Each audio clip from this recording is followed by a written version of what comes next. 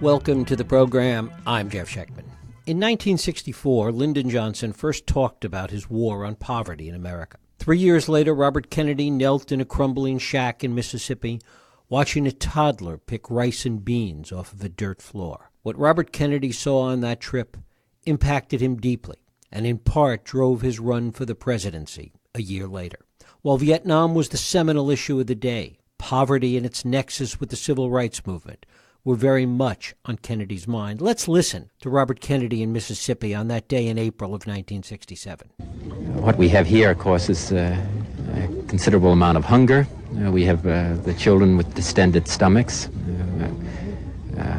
in the large cities of the country, particularly in the north, where there is poverty.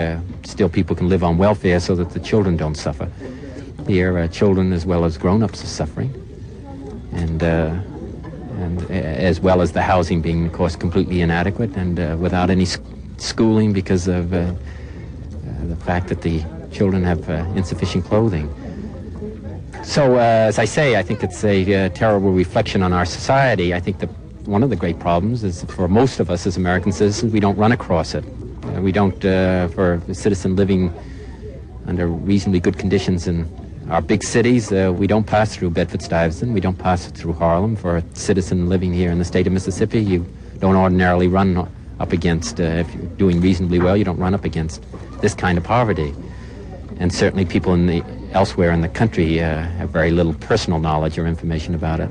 But it exists, and it seems to me that we should do something about it. It's long overdue, and I don't think an inadequate poverty program or a poverty program that's on the books and sounds good but is inadequately funded, it might solve our conscience, and we might say that we are doing what we should, but the fact is that we're not doing what we should be doing in this country to deal with this problem. Here to help us have a greater understanding of all of this, I am joined by Ellen Meacham. She's been a journalist for more than 20 years, and her work has appeared in the New York Times and many other publications. Currently, she teaches journalism at the University of Mississippi, and it is my pleasure to welcome Ellen Meacham here to talk about Delta Epiphany, Robert F. Kennedy in Mississippi. Ellen, thanks so much for joining us. Well, thank you. I'm very happy to be here. Great to have you here. I want to put this in context and talk a little bit about the whole issue of poverty and the way it was creeping into the national conversation in 1967 and the way it grew out of, in many ways, the sort of lack of energy that the civil rights movement had by 1967. Right. Well, it was kind of a pivotal time for a lot of things. That's one thing I thought that made this moment in time so interesting, because it was there was just so much going on at the time. And so as you so well did such a great job of sort of setting this up. So when Kennedy came in 67 to Mississippi, he was on a Senate committee looking at the war on poverty, and there were some programs that were up for reevaluation or renewal, and the Senate was looking at it. The civil rights movement had some tremendous successes in the sense that the Civil Rights Act of 1964, the Voting Rights Act of 1965 had opened up and destroyed not the last remnants, but destroyed some of the legal obstacles that were in place against African Americans exercising their rights as citizens and living fully as citizens in the United States, and especially the South and Mississippi. So King and Kennedy, both that spring, Martin Luther King, Dr. King, and Kennedy, both were talking about Vietnam and the toll that it was taking. They're looking at it from different perspectives, but Martin Luther King had given a speech right before Kennedy came to Mississippi about America and how it was draining the resources that its citizens needed to fight this war, and the burden of fighting the war was falling in disproportionate amount on poor people and African Americans. So he was starting to sort of frame it that way, but they were starting to pivot towards economic justice, and he was definitely starting to talk more about that. And he had this quote about, it's great, and I'm badly paraphrasing, but it's great if you could sit at a lunch counter. The lunch counters are integrated now, but if you don't have money to buy a meal, then you're still shut out of that kind of participation. And so that was there was a lot of that going on. Stokely Carmichael, who had just taken over as head of SNCC and one of the main civil rights groups, and he was taking that group in a different direction. So there was a lot of question about what was next for the civil rights movement and what, where they might go and what they might tackle and how much cooperation they might have from the folks in power. One of the things that was so interesting about this as well is the way in which poverty was becoming a political issue, even to the point where the two senators from Mississippi at the time, Eastland and Stennis, were in denial, or at least said they denied that there was any kind of poverty there at all. Right. I think that they especially were offended at the idea of people starving. The word starving was just very inflammatory to them, but it's certainly just quibbling because the condition of the children was very close to starving. If that's not your definition of starving, then they were in terribly deprived situations. Yes, that was one of the things that really surprised me as I was looking at it, is the folks that were leading, and even Jamie Whitten, who represented at that time a big part of the Delta, they were in such denial about, at least publicly, about the conditions that their constituents were living in. And so they it was hard to kind of get into that and see. I think part of it is just the old defensive, don't come down here and tell me what's wrong in my backyard kind of idea. But so I think some of that played into it. I think also that they had become so conditioned to seeing it that they didn't even see it. And they also didn't consider African Americans as definitely full participants in the American experience as full citizens. And, it's hard to say for sure, whether they saw them fully as human, but they certainly didn't see them as a group full as equal in any way and deserving of equal opportunities and the equal benefits of government. Talk about those that were along with Robert Kennedy on this trip. As you say, it was a Senate committee that had gone down there, and it was quite the entourage. It sure was. And that was one of the things that also that kind of surprised me as I began working on the book, is because we're used to seeing people with some celebrity or who could command the media to show up, and they do sort of. We're used to seeing them doing, which is a good thing, doing these kind of poverty tours where they draw attention to a problem. They go down there, and the people who follow them with the press also cover, the poor children or whatever is happening.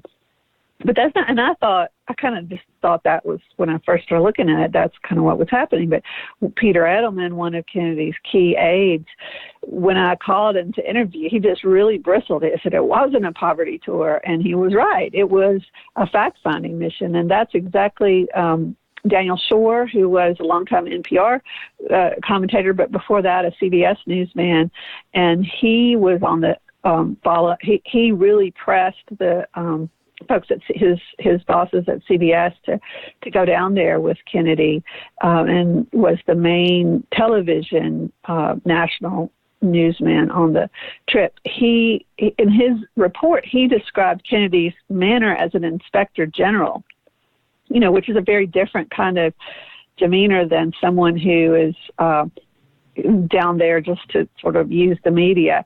And Senator Joseph Clark from Pennsylvania was the chairman of that subcommittee. It was the Senate subcommittee on employment, manpower, and poverty. and Jacob Javits, who was a liberal Republican from New York City, also represented the state of New York as Kennedy did, and George Murphy, who was from California and was sort of along the same veins as Ronald Reagan, had kind of come up through the ranks at the same time. He'd been in the movies before he became a senator, and the other one was, Javits, Kennedy's, Clark, and Murphy. Those are the four that went to Mississippi, and only Joseph Clark and Kennedy flew over to the Delta after they had a pretty dramatic hearing in Jackson. News people followed. They had about 10 cars that were driving around, and they went in Greenville. They saw some job training programs, and then they drove up to the Delta. How did Kennedy see this poverty differently than the poverty that he had seen and talked about in places like Bedford-Stuyvesant in New York? You kind of heard that on that clip. It was a great example of, he said it best. But he knew that there was, this was worse than anything he had seen in this country. And he told his aide and told one of the journalists that he had been interested in poverty. It wasn't like this just suddenly turned on a switch and he was interested in poverty. But I think this shifted it from the abstract of poverty, which if you think about it is kind of a moving target. If we all sat down and drew a picture, we would probably all come up with something different or describe poverty, what we think poverty is. And but hunger was a concrete, universal human experience that, no matter how wealthy you are, there's been some point or some time in your life when you couldn't eat when you wanted to, and you know what hunger feels like. And to think about extrapolating that to every day, only having a little bit, going day after day when your body is growing and needing that. I think that was one thing that it did for him. And I think he saw the faces of those children, and he was connected to those children in ways that he didn't always connect to grown-ups. He had a really special, even his enemies said he had a special connection with children. And he went to, I think he just couldn't shake the children's faces that he had seen. He just couldn't let them slide away and not try to do something to help them. How did he see the Johnson administration's efforts with respect to the war on poverty? Well, I think that overall, it's kind of a shame because the two men had a really deep-seated antipathy for each other. They really it's probably pretty safe to say that they hated each other. Mutual contempt. There's a whole book written about it. It's a really great book about their relationship. And so one of the sad parts is that was that really got in their way in their ability to work together to try to solve some of these problems. And Johnson, I think, saw the war on poverty as a way to kind of distinguish himself a little bit from John Kennedy, and it was his signature kind of efforts. And, he delivered the Civil Rights Act after Kennedy's death, but that was very much couched at the time as, carrying on John Kennedy's legacy. And I think this was his effort at a legacy. And also he revered Franklin Roosevelt. So it was a way of kind of throwing back to his era. And he used Robert Kennedy's trip to Mississippi as just a chance to make him look bad and show him up, because some of the programs that were well-meaning had actually made it worse in the Delta. And that was one of the first things that Kennedy tried to do when he came back, is to try to loosen up some of those regulations or make some changes to get food to people on the ground in kind of an emergency way. And Johnson was just not at all interested. He tried to get them to deliver the letter somewhere else and deflect it. And Kennedy, as the cities started sort of exploding in riots, and Johnson came down really sort of hard on a law and order kind of approach. Kennedy thought that was definitely the wrong approach, and not that he wasn't a law and order guy, but he didn't think there was enough attention paid to some of the root causes of what was going on, and that Johnson was just dropping the ball. So so that was it was a shame that they weren't able to move past that and work together, because they might have been a lot more successful on it. Talk a little bit about how Kennedy saw Vietnam as part of the poverty problem, and that Vietnam really sucked up all of the political energy of the day.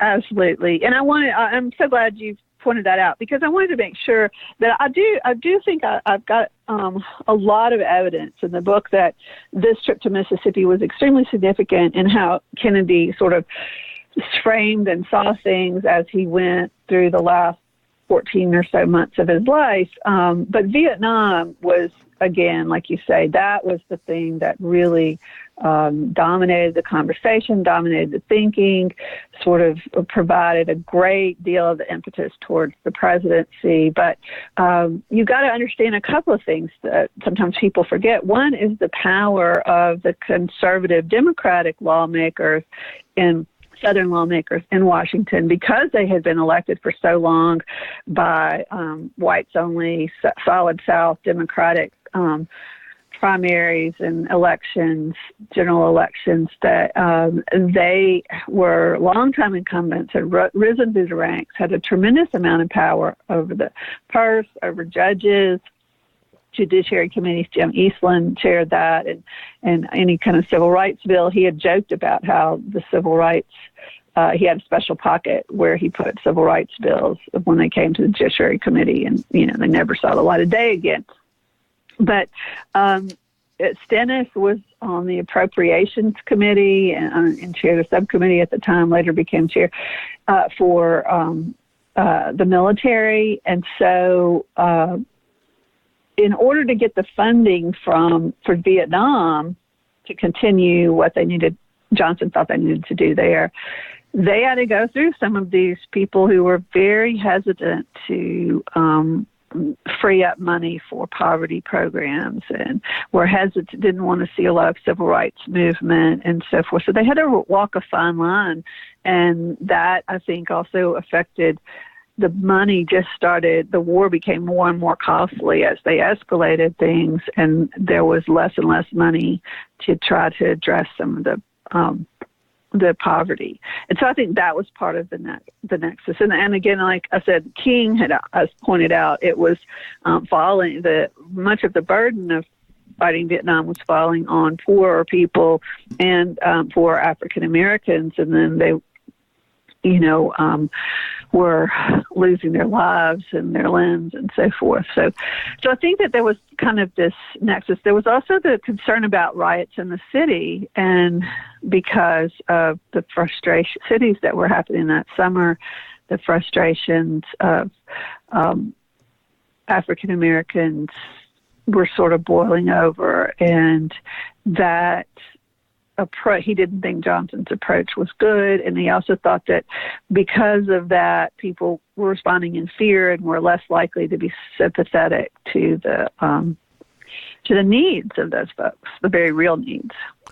Talk about King, because this came at a time when King was really trying to shift what had been the civil rights movement into much more of a social justice movement. Talk about that and the way this visit kind of fit into that narrative. Right.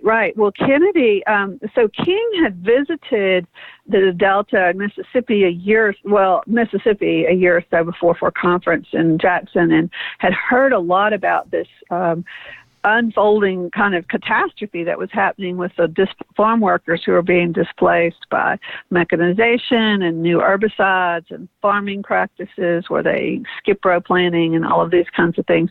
And then once the farm workers minimum wage took effect in February of 1967, it really accelerated mechanization to where you had 24,000 directly affected in this 18-county area in northwest Mississippi, but 54,000 if you count the children and the elderly who also worked in the field some and often lost their homes. So these waves in about 18-month period was putting all kinds of people out of work, and there was no effort on the state's part or the federal government to address it. So King tried to raise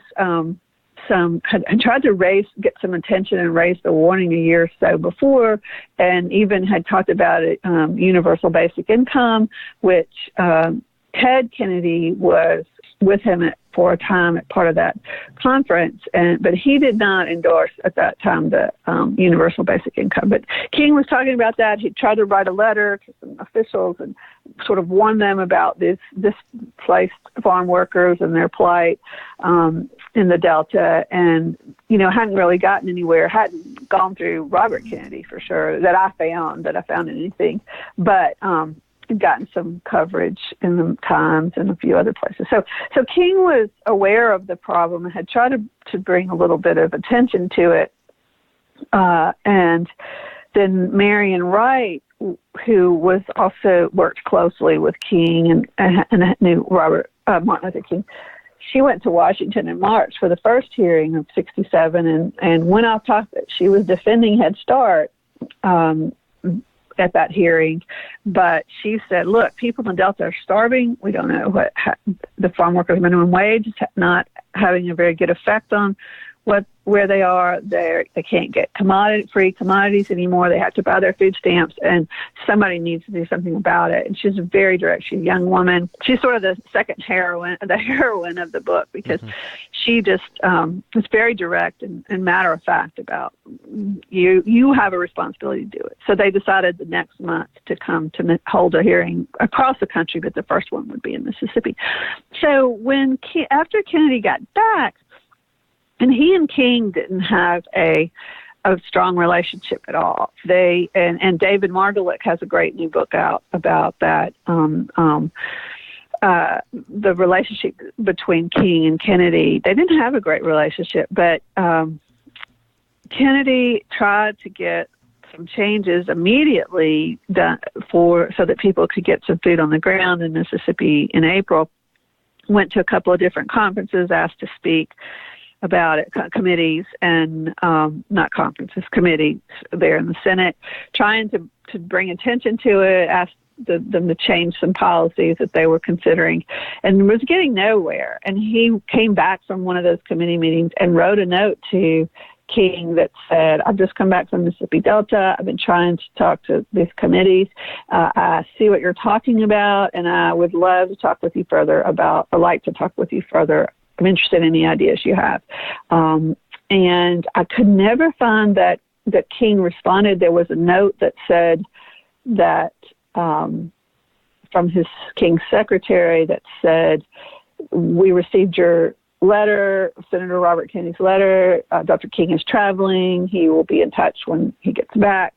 But they may have had a phone conversation. I don't know. I never saw any other paper evidence that they talked about Mississippi after that. But that was a big deal for Kennedy to kind of reach across, as Taylor Branch says, sort of reach across their contentious relationship and reach out and kind of acknowledge, look, I see what you're talking about now. Let's talk about some solutions. What was the impact of Kennedy's visit? What was the broader impact of the visit beyond the immediate news cycle, Daniel Shaw's report, as you talked about before? What impact did it have over time? Over time, well, there are a couple of things. It's hard to draw, you can't just draw a direct line and say he went to Mississippi and then this policy happened. But what he did was change the conversation for quite a while about from poverty to hunger and hungry children. And so much of the news coverage and the popular culture of the time really showed America a post-war prosperity and kind of, there were not as many kinds of news outlets as we have now, for better or for worse, and there weren't that many channels that you could watch. And so most of what Americans saw was, hey, we came out of the Great Depression, we won World War II, and now we're booming. And so so when Kennedy went and the news cycle happened, a lot of journalists took note. And so you started to get a lot more coverage. And then he went to Eastern Kentucky with the committee and to some Native American reservations and to California where there were migrant workers. And then he found that there were people all over the country who were just about as hungry as the folks in Mississippi and suffering. And he also went off. One of the things he did in Mississippi is make unscheduled stops because he didn't just want to see what the advocates wanted him to see. And he started doing that a lot when he went to Kentucky and other places and asked sort of real people who weren't, set up to tell him what their lives were like. But there was also, after he died, there was a select committee on hunger and poverty. And that committee was quite active, and there was, but one of the big things that happened was there had never been a national nutritional survey done. There had been surveys done here or there over the years, but so one of the big things that happened that was kind of a pivot point was this national. Got him to agree. Kennedy in the fall got them to agree to do this. The Department of Agriculture National Nutritional Survey, where they tried to get an idea of how food aid and how Americans were eating, where they were hungry, where they weren't getting enough. And the report came back with quite a surprising level of hunger and malnutrition, and lack of nutritional diversity and lack of availability of food, lack of money. And so that study really drove a lot of the policies as Kennedy was killed, and as that committee started working, even it went to Richard Nixon, and Richard Nixon was surprisingly receptive to some of the reports that came in on hunger, and worked with some of the advocates to try. He was more receptive to the ideas of food aid, and so then you started getting women and infants and children, which is a WIC, which is a that supplements pregnant mothers and nursing mothers with babies and babies, and that was really big. It took 10 years to waive the cost of food stamps so that you could get the food stamps for free, and now it's SNAP. But another thing was that in 1967, counties could opt out of the federal school lunch program, and now I don't know if I don't think they can even could if they wanted to, but I don't think there's any counties that do. So the children he saw in the Delta did not get free school lunches because those counties had opted out of it, and now in the Delta and elsewhere, there's free lunches, free breakfast even. So there became a much more focus on let's try to address hunger, especially, and see that as a concrete issue rather than just kind of abstract poverty. Finally, how surprised was Kennedy by what he saw that day, and what real personal impact did it have on him? It really shook him and his family. I talked to Mrs. Kennedy and Kathleen Kennedy Townsend, his oldest daughter, and one of his older sons, Robert Kennedy Jr. They were really great to talk to me, and they all remembered him coming back from Mississippi the very night and just stopping at the door and seeing his, he had this well-fed, lovely brood of 10 children, and eventually there was 11, and just looking at them in there in the dining room and just being stopping and saying, look, I've just been to Mississippi. Children have sores on their bodies because they don't get the right food. Their stomachs are distended. Whole families live in shacks the size of this dining room, and, do something for your country. And then they spent the rest of the evening the children were, concerned and talking about what could be done for them. And so it really stuck with them.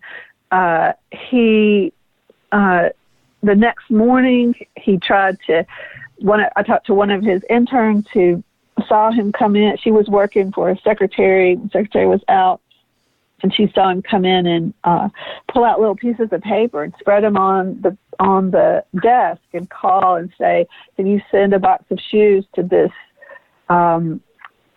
address? Can you get some cartons of soup to that address?" So he was personally trying to address the families that he saw, and he talked about them in his speech. It was overshadowed by the heartfelt speech he gave after Martin Luther King's assassination in Indiana. But that very day, he had given two big speeches in Notre Dame and Ball State, where he kind of rolled out his hunger and poverty plans as president, and it got overshadowed because of what he did later that night. But he says, we speak of human beings, not statistics. And he said several times, "I've seen these children, I've held them, I've touched them." And so I think it made him real. I think he had a face for that suffering that he couldn't forget. Ellen Meacham, the book is Delta Epiphany, Robert F. Kennedy in Mississippi. Ellen, I thank you so much for spending time with us. Well, thank you so much. It was a real pleasure. Thank you.